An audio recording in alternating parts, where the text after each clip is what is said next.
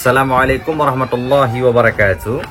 Alhamdulillahirrabbilalamin. Wassalatu wassalamu ala nabiyina Muhammad sallallahu alaihi wasallam wa ala alihi wa sahbihi ajma'in, amma ba'd. Kaum muslimin dan muslimat yang dirahmati Allah subhanahu wa ta'ala, pada kesempatan ini kita ingin menyampaikan sedikit berkaitan dengan revolusi besar-besaran yang terjadi di negeri Syria pada bulan Desember yang lalu.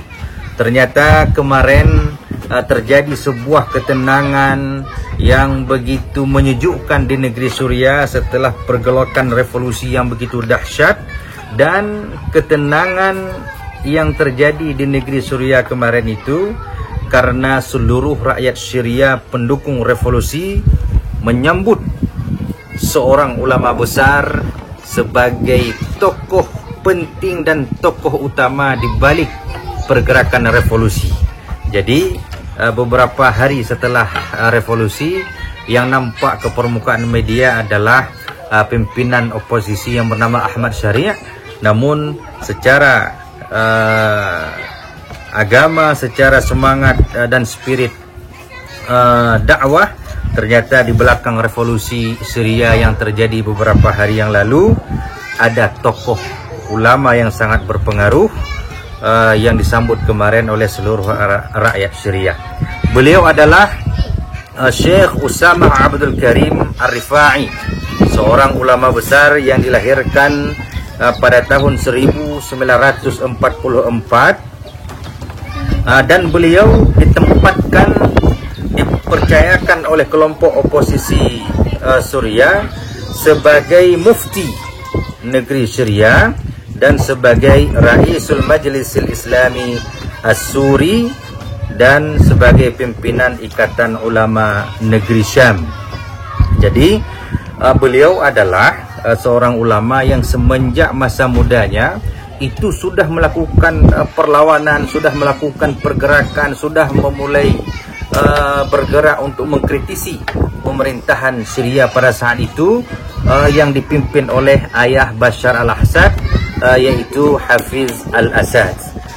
Sebagaimana yang kita dengar dalam pemberitaan, rezim al-Assad ini sangat memusuhi kelompok-kelompok Islami dan melihat pergerakan-pergerakan Islam ini dengan penuh kekhawatiran.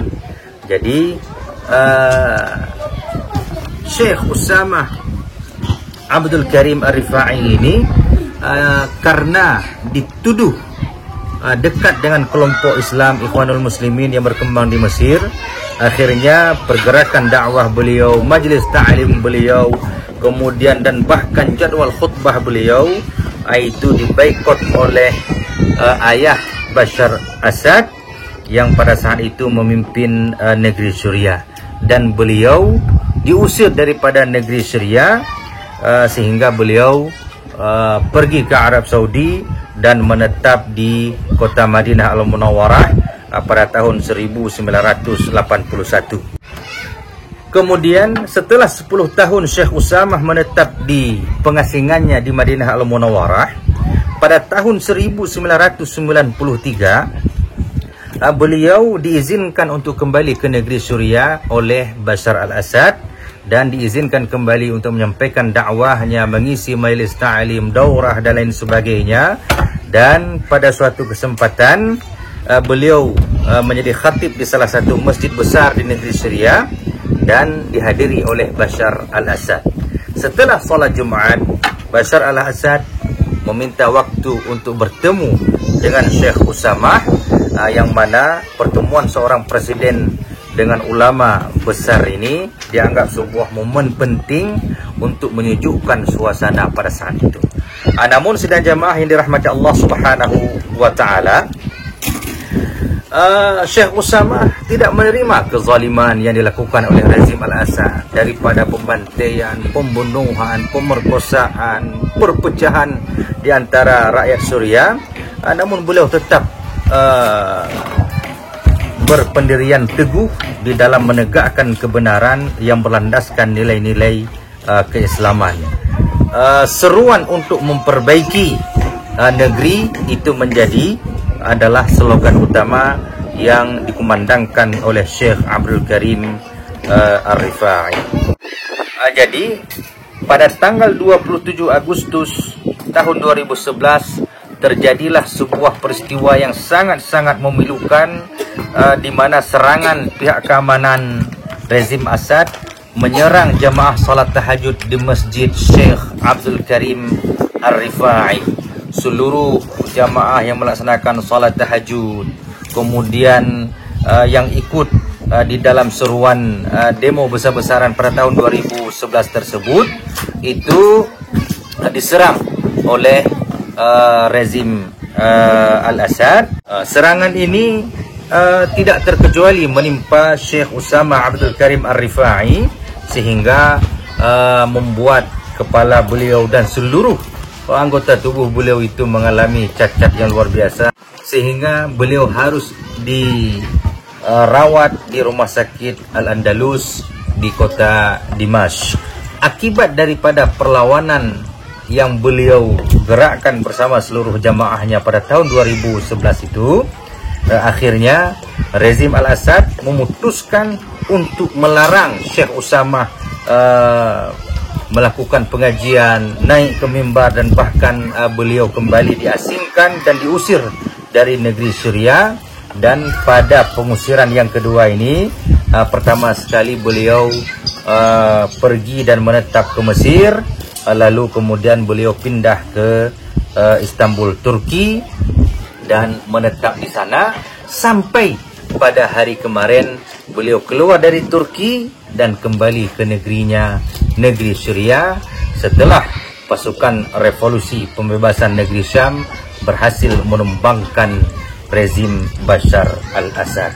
Sidang jamaah yang dirahmati Allah Subhanahu wa taala, di mana-mana ketika terjadi revolusi besar-besaran, ada tokoh ulama yang memiliki dan mengambil peran penting dalam menggerakkan rakyat demi perbaikan dan demi menegakkan keadilan.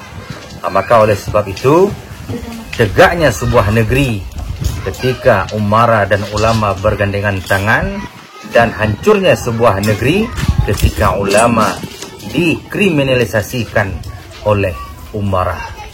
Mudah-mudahan apa yang terjadi di Syria menjadi ibrah yang sangat berharga bagi kita bangsa Indonesia untuk menjaga kerukunan, kekompakan antara umara dengan ulama, antara penguasa dengan rakyatnya. InsyaAllah kita akan hidup di dalam kebersamaan, dalam keberagaman. أيها الإخوة الكرام، قبل أن أختم كلمتي أود أن أتوجه إلى إخوتي وأحبتي، إلى إخوتي الأعزاء الذين فقدوا خلال هذه السنين الطوال، الذين فقدوا أولادهم شهداء أو فقدوهم في السجون. أيها الإخوة، شهداؤكم شهداؤنا، وأبناؤكم أبناؤنا، وأحبتكم أحبتنا، ومصابكم مصابنا، وما يؤلمكم يؤلمنا، وما يرمضكم يرمضنا ويحزننا. فأسأل الله تبارك وتعالى أن يسبغ عليكم ثوب الصبر والسلوان، إنه سميع قريب مجيب. اللهم ارحم شهداءنا، اللهم ارحم شهداءنا، اللهم ارحم شهداءنا. اللهم اجمعنا بهم في مستقر رحمتك، اللهم اجمعنا بهم في جنات النعيم بين يدي نبينا صلى الله عليه وسلم. جزاكم الله خيرا وبارك فيكم، ونلقاكم دائما إن شاء الله في بيوت الله، في حلق العلم والتعليم، في حلق الدعوة إلى الله تبارك وتعالى. وأسأل الله عز وجل أن يديم على هذه البلاد نعمة الإسلام ونعمة القرآن ونعمة الإيمان، إنه سميع قريب مجيب. وصلى الله على سيدنا محمد وعلى آله وصحبه وسلم. والسلام عليكم ورحمة الله. Assalamualaikum warahmatullahi wabarakatuh.